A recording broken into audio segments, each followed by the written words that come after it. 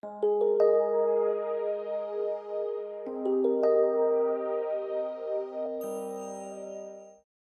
a trilingual. That's learning to speak the languages of the other sectors. Now, these types of language differences come in many, many different forms. You can have the same word and different meaning. So, equity, for example.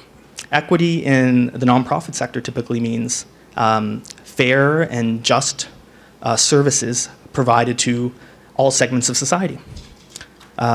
Typically, and especially those who are most vulnerable and underprivileged. Equity in the business sector means something completely different. What ownership stake do you have in the company? That's what equity means. Those two don't match. Margin is another example. In the nonprofit sector, we talk about designing for the margins. Who's left out of society? Who's left out of programs? Margin in the business sector means how much money do you have left over after you've paid all of your expenses? That's what margin means. It means profit. Two words, same words, different meaning. Then you have different words, the same meaning. So logic models. Logic models go from left to right, typically. Inputs, activities equals outputs and outcomes and impact. Well, for a nonprofit person, that makes a lot of sense. If you just turn it on its head, it actually starts to look like a strategic plan that a business person would use, to right from the top, right to the bottom.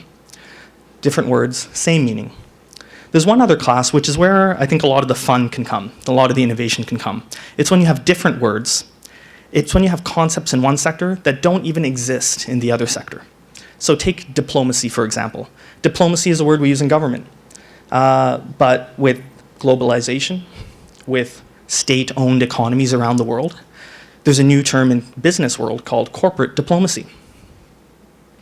Another term would be the bottom billion, used in international development contexts.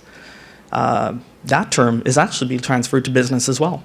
As businesses expand into segments of markets that are hard to reach and previously deemed unprofitable, the term they use is now the fortune at the bottom of the pyramid.